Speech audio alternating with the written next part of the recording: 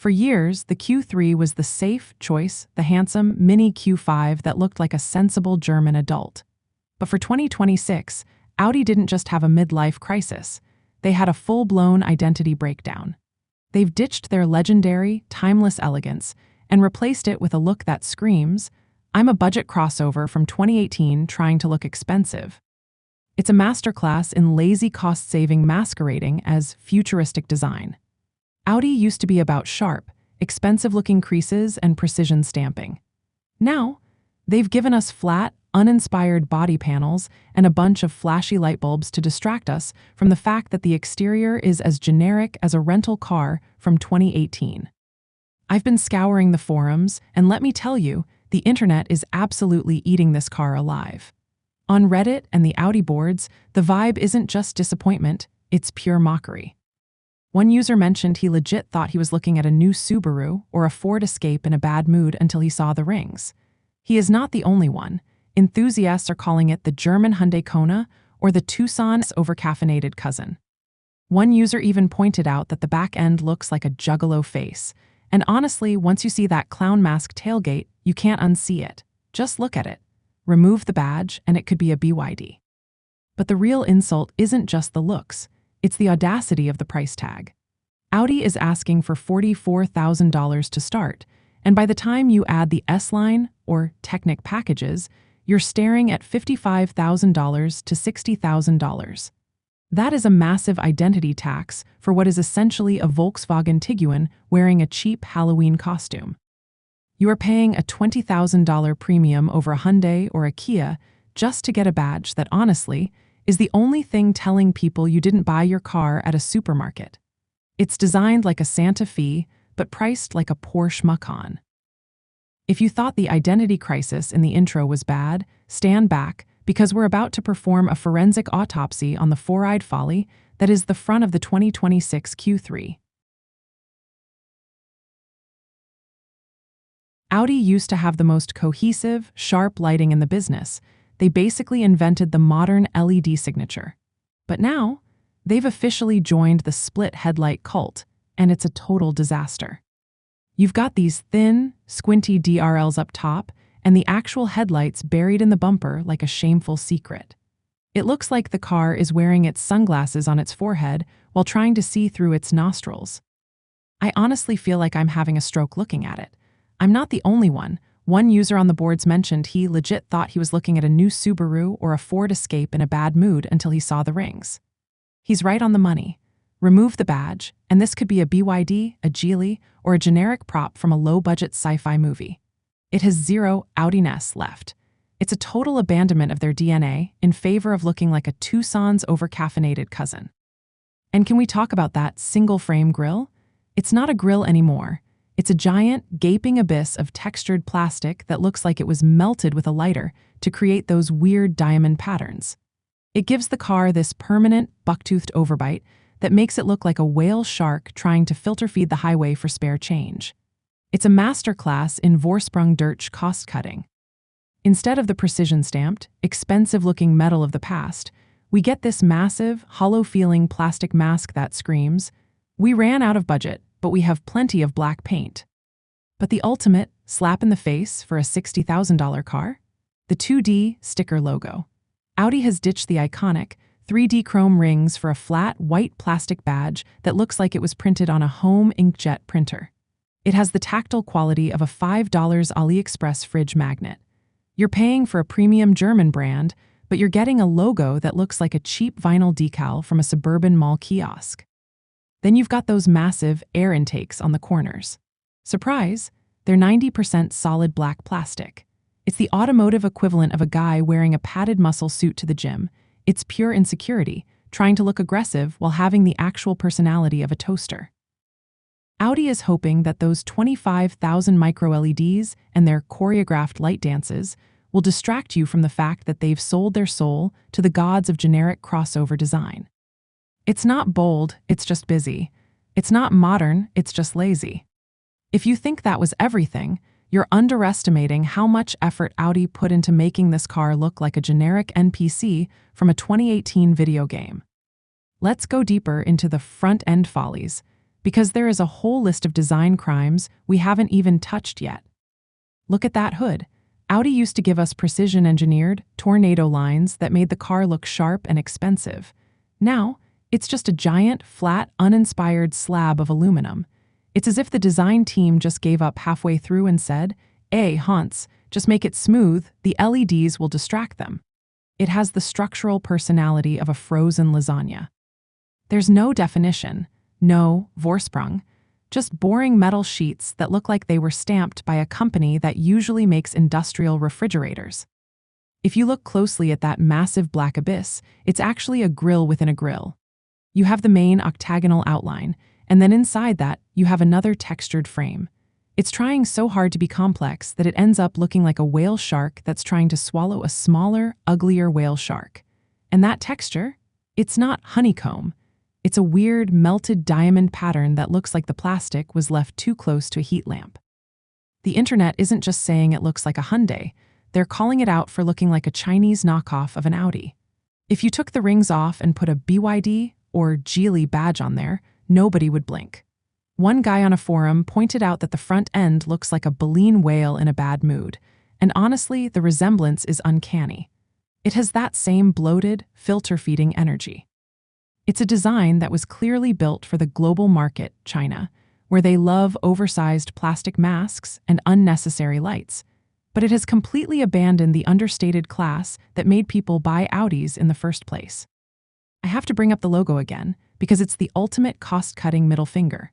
On a car that can push $60,000, they gave us a flat 2D decal. It's essentially a high-definition sticker. It's the automotive version of buying a Rolex and finding out the logo is just screen-printed on the dial. Audi claims it's for modernity and aerodynamics, but we all know it's because a flat piece of white plastic is cheaper to mass-produce than a beautiful, multi-layered chrome emblem. If you think the face is busy, the side profile is the exact opposite. It's a total vacuum of creativity. Moving to the side of the 2026 Q3 is like watching a high-budget movie where the writers just ran out of plot in the second act. Audi used to be famous for those crisp, expensive, tornado lines that ran the length of the car, making it look lean and athletic. Now, it's just boring metal sheets everywhere. They've traded precision for bloat, giving us massive, flat slabs of steel that have the structural personality of an industrial refrigerator. Don't be fooled by the modernism or the smooth look they're trying to sell you. All of this is just crap designed to cut costs. It is objectively cheaper to manufacture a car with fewer complex creases and simpler stampings. Audi's accountants are high-fiving each other because they've figured out how to lower their production overhead while charging you a massive premium for the privilege. You're literally paying $20,000 more than you would for a Mazda or a Toyota to get a car that was engineered to be as cheap as possible to be pressed in a factory. And if you needed more proof that they're laughing all the way to the bank, just look at the flush door handles. They'll tell you it's for aerodynamics, but in reality, they feel like flimsy plastic toys. It's the same story with the wheels. They've slapped on these 19 and 20-inch aero designs that look like they were inspired by a kitchen blender. They're mostly flat, plastic-heavy surfaces designed to hide the fact that the actual suspension and brake components underneath are as basic as it gets. Even the wheel caps on some trims are now floating or moving. A desperate, gimmicky cry for attention to distract you from the fact that the rest of the profile is as exciting as a blank sheet of paper. It's grown in size but not in style. It's longer and taller, yet somehow manages to look even more anonymous. Look at the silhouette, remove the badge, and it's a Hyundai Kona that's been hitting the buffet too hard. It has that generic, designed by committee shape that screams, I'm a subcompact luxury SUV because the marketing department said so, but my body panels say I'm a $25,000 rental car. Where are the lines? Where is the character? It's just smooth, uninspired metal that looks like it was designed to be as easy and cheap to stamp as possible. Even the wheel arches, which Audi claims are quattro blisters, look like they were inflated with a bicycle pump until they lost all their definition. And let's not forget the unpainted black plastic cladding on the lower sills. It looks like the car is wearing a pair of cheap hiking boots with a tuxedo. They couldn't even be bothered to give the metal a second crease. It's the ultimate identity tax. You are funding Audi's profit margins while driving a side profile that has all the German engineering of a shipping container. If you thought the side profile was a nap, the rear end is a full-blown fever dream. Moving to the back of the 2026 Q3 is like arriving at a carnival where the main attraction is a clown mask made of recycled LED strips. Audi's Vorsprung durch technique has officially been replaced by Vorsprung durch RGB lighting. I was scrolling through a reveal thread on Reddit, and I can't unsee it now. One user pointed out that the back end looks like a Juggalo face. Between the way the new OLED taillights slant inward and the gaping, faux vent structure of the bumper, it literally looks like a clown mask tailgate. Once you see the makeup on this car, you realize Audi didn't design a luxury SUV. They designed a piece of fan merchandise for a niche subculture. But the real crown jewel of this disaster, and the ultimate cry for attention, is the illuminated red Audi rings. It's the ultimate look-at-me gimmick. It looks like something a teenager would buy for $15 at an AliExpress kiosk to stick on the back of their 2004 Civic. It has all the class of a backlit gaming PC. Audi used to be about quiet luxury, the kind where you didn't need to glow in the dark to prove you were premium. Now, they're so insecure about the generic, BYD clone shape of the car that they had to turn the logo into a neon sign, just so people at the stoplight know what you paid for. And let's talk about the exhaust. Or rather, the lack of it. Audi is still playing this pathetic game of fake vents and hidden pipes. You've got these massive, aggressive-looking diffuser cutouts in the bumper, but they're just solid chunks of textured plastic.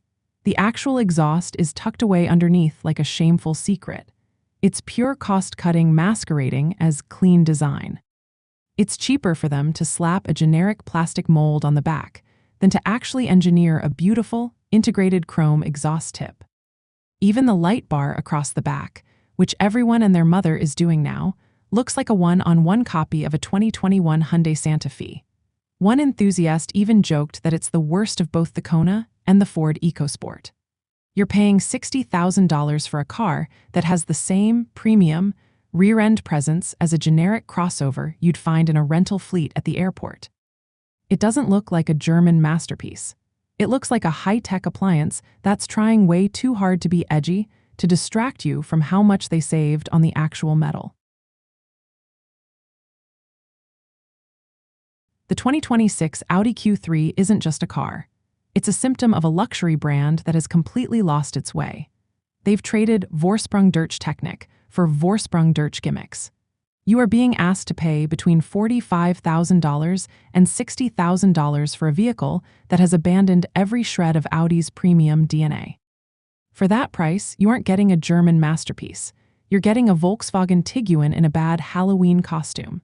You're paying a massive identity tax for a car that, if you remove those 2D sticker rings, looks exactly like a Hyundai Kona or a BYD crossover that costs half as much. It is a masterclass in corporate cost-cutting.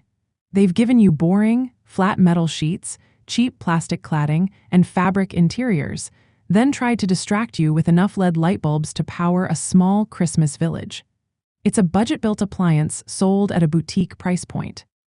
And yet, if you watch the professional reviews, it's the same old gaslighting.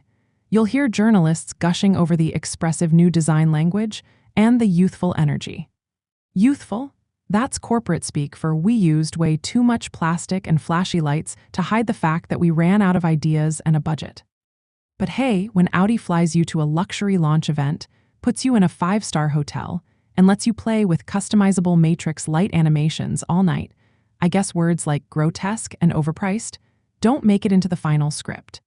They're too busy staring at those illuminated red rings, which, let's be real, look like a $15 AliExpress special, to notice they're reviewing a glorified toaster. I'm not in a castle, so I'll stick to the truth. Audi used to be the architect of the car world. Now, they're just the interior decorators for a high-tech circus. The 2026 Q3 has officially joined the split headlight cult, and it looks less like a luxury SUV and more like a generic prop from a low-budget sci-fi movie. It doesn't have the Vorsprung durch technique vibe anymore. It feels more like Vorsprung durch Temu. The bottom line? If you're dying to drive a car that looks like a Hyundai, just go buy the actual Hyundai.